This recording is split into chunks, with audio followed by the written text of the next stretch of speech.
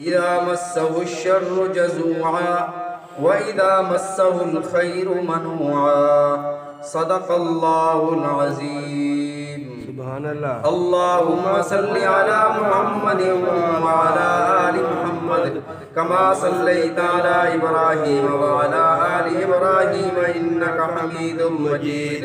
اللهم بارك على محمد وعلى آل محمد كما باركت على إبراهيم وعلى آل إبراهيم إنك حميد مجيد.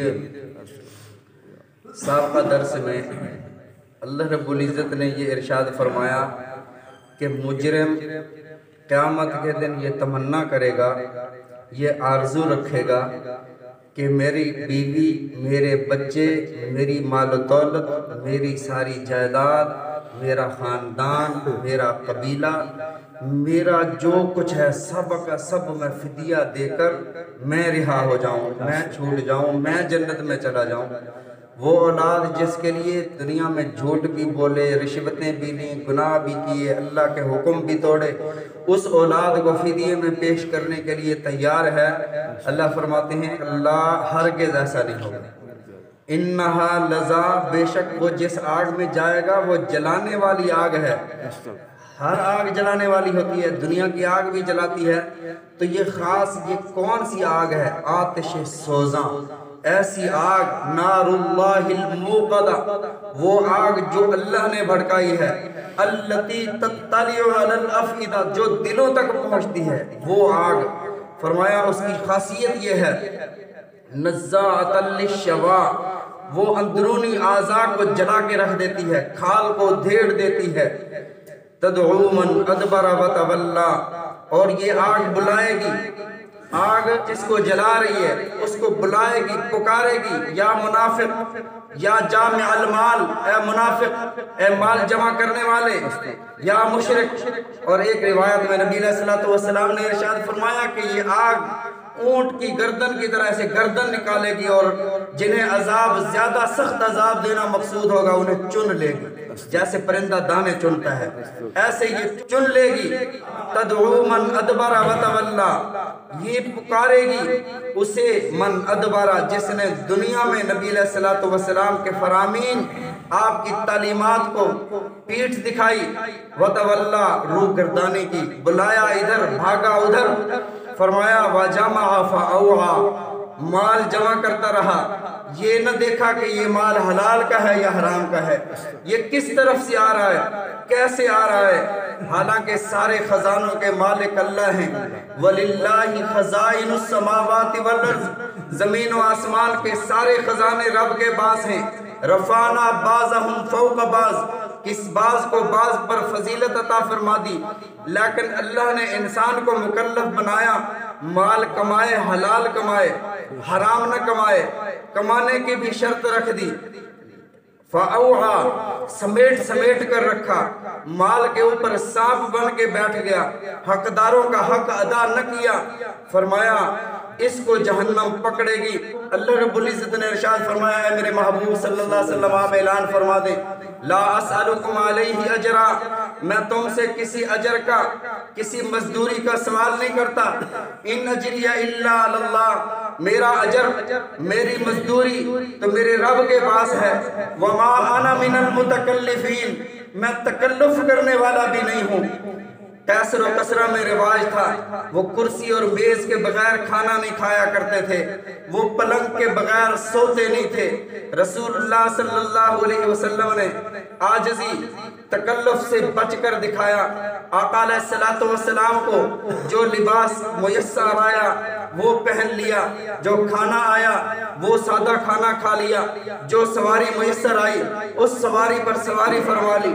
ترمذی شریف کی روایت ہے اللہ کے نبی صلی اللہ علیہ وسلم نے گدھے پر بھی سواری فرمائی، اونٹ پر بھی سواری فرمائی. پھر ایک دن ایسا آتا ہے حضرت جابر رضی اللہ تعالیٰ عنہ کی بیمار کرسی کے لیے تشریف لے جاتے ہیں. 3 میل کا لمبا سفر ہے، پاس سواری موجود نہیں ہے. رسول اللہ صلی اللہ علیہ وسلم پیدل جا رہے ہیں، صحابہ کی جماعت ہمراہ ہے، کلراٹھی زمین ہے، گرد و غبار اڑ رہا ہے، اور رسول اللہ صلی اللہ علیہ وسلم صحابہ کی جماعت کے ساتھ جا رہے ہیں۔ امت کو یہ سبق دیا جا رہا ہے وَمَا أَنَا مِنَ الْمُتَكَلِّفِينَ، تکلف نہیں ہے، تکلف نہ کرو۔ تو اللہ نے فرمایا جمع فاؤعا، حلال مال کمانا ہے اور خرچ بھی کہاں کرنا ہے جہاں اللہ نے حکم فرمایا مما رزقناہم ينفقون، جو ہم نے تمہیں رزق دیا ہے اس رزق میں سے تم نے خرچ کرنا ہے۔ کہاں شیطان انسان کو وسوسے ڈالتا ہے، کمایا ہم نے ہے، ہم خود ہی اس پر خرچ کریں گے، ہم خود ہی اس کے مالک ہیں۔ ایسی بات نہیں، نبی علیہ السلام نے ارشاد فرمایا یہ دنیا مومن کے لیے قید خانہ ہے، قیدی نہ اپنی مرضی سے کھا سکتا ہے، نہ پی سکتا ہے، نہ لباس پہن سکتا ہے، نہ گھوم پھر سکتا ہے، یہ قیدی ہے، اسے ہر حکم اللہ کا ماننا پڑے گا۔ مال کمانا کہاں سے ہے، خرچ کیسے کرنا ہے، یہ نہیں ہے حقداروں کے حق ادا نہیں کرتا، بہن کو حصہ نہیں دیا اور حج اور عمرے پہ عمرہ کیا جا رہا ہے۔ فرمایا اس کو اللہ کے سامنے کھڑے ہو کر جواب دینا پڑے گا۔ اللہ نے فرمایا جمع فاوعا، یہ مال بھی جمع کرتا رہا، حقداروں کے حقوق بھی ادا نہ کیے۔ آتی ذی القربى حقہ والمسکین وابن السبیل، وہ حقداروں کو ان کے حقوق دے دیا کرو، ان کے حق دے دیا کرو۔ قیامت کے دن اللہ رب العزت والذین یکنزون الذھب والفضة ولا ينفقونها فی سبیل اللہ، جو لوگ سونا اور چاندی جمع کرتے ہیں، مال و دولت جمع کرتے ہیں، اللہ کی راہ میں خرچ نہیں کرتے، اللہ فرمائیں گے اس مال و دولت کو جمع کر کے یوم یحمى علیہا فی نار جہنم فتقوی بہا جباہہم، اللہ فرماتے ہیں کہ اس سونے چاندی کو پگھلا کر گرم کر کے تقوا بہا جباہہم، ان کی پیشانیوں کو داغا جائے گا، وجنوبہم وظہورہم، پہلوؤں کو داغا جائے گا، پیٹھ کو داغا جائے گا، اور کہا جائے گا ھذا ما کنزتم لانفسکم، یہ وہ خزانہ ہے جو تم نے اپنے لیے جمع کیا تھا، فذوقوا ما کنتم تکنزون، خزانہ جمع کرنے کا اب عذاب بھی بھگت لو۔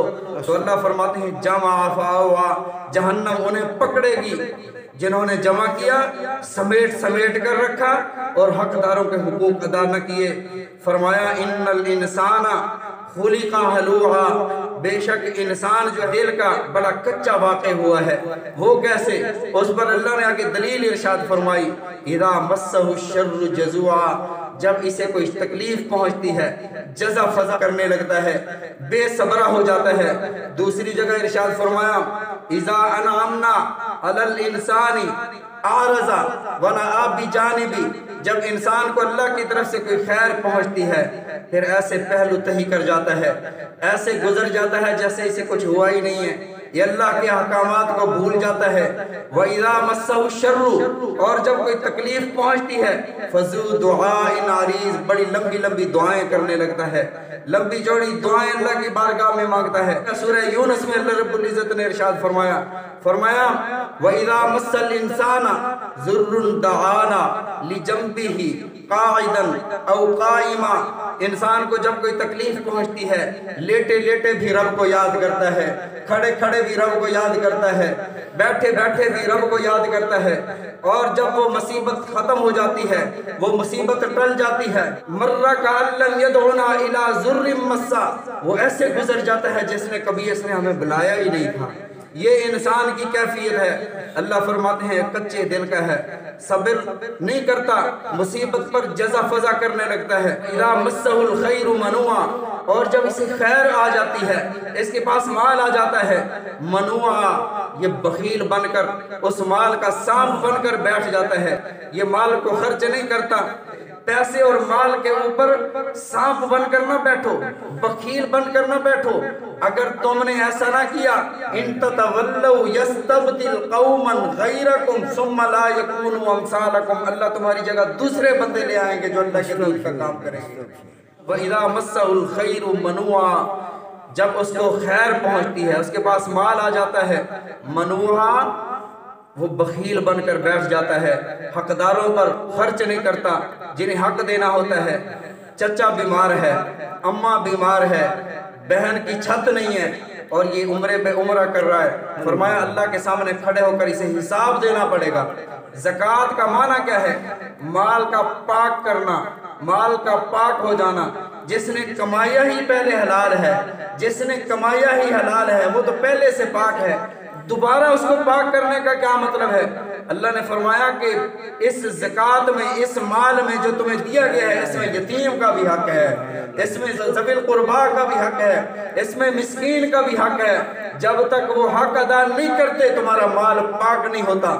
فرمایا الا المصلین، ہاں نمازی جو نماز پڑھتے ہیں، اور نماز بھی ایسی ان تعبد اللہ کأنک تراہ فإن لم تکن فإنہ یراک، نماز ایسے پڑھ جیسے تو اللہ کو دیکھ رہا ہے۔ اگر یہ کیفیت پیدا نہیں ہو سکتی، کم از کم ایسے تو ہو جائے کہ اللہ تجھے دیکھ رہا ہے۔ ہمارے سارے حساب و کتاب بھی نماز میں پورے ہوتے ہیں۔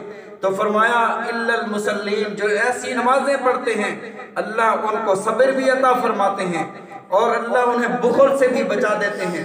آگے 8 نشانیاں ارشاد فرمائیں ان نمازیوں کی جو ان برائیوں سے بچ جاتے ہیں۔ انشاءاللہ العزیز اس کو کل ذکر کریں گے۔ اللہ تعالی ہم سب کو سمجھنے کی، عمل کرنے کی توفیق عطا فرمائے، نبی علیہ الصلوۃ والسلام کی تعلیمات پر عمل کرنے کی ہم سب کو توفیق عطا فرمائے۔ سننا سنانا اللہ رب العزت اپنی بارگاہ عالیہ میں قبول و منظور فرمائے۔